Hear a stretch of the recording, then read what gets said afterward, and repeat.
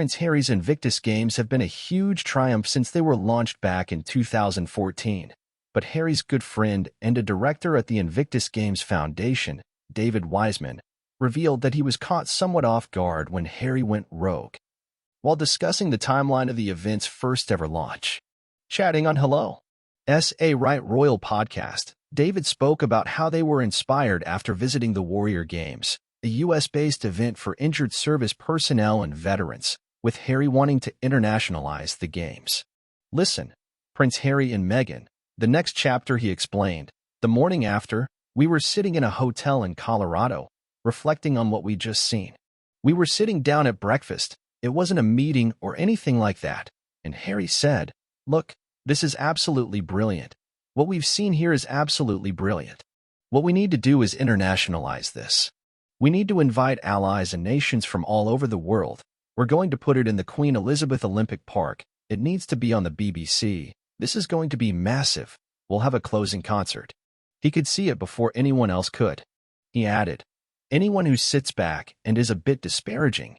From my personal experience, he has been the visionary from the very beginning and has been incredibly involved and incredibly proud of his involvement in it."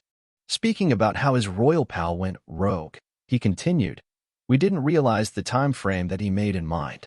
Bearing in mind that was May 2013, we went back to the Warrior Games that afternoon, and he stood on stage at the podium, and I think it had been written in his speech, that vision to say, 'Look, we'd like to do this.' I think he'd added his own note that said, 'Next year.' He went rogue. We were like, 'What? Next year?' For a long time, there were 3 or 4 of us at the Royal Foundation managing this project. September 2014, we were there. Queen Elizabeth Olympic Park. It might have been by the skin of our teeth, but we were there. For the Invictus Games launch in 2014, there were 9 nations involved, with Jill Biden attending as a U.S. delegate, and the Foo Fighters performing at the closing concert. So a huge success all around." David added, "It was massive, and we pulled that all together from May 2013 to September 2014. https://www.hellomagazine.com/royalty/Prince Harry Rogue Invictus Games timeline /hashtag text equals David % was % additionally or % veteran % companionship p.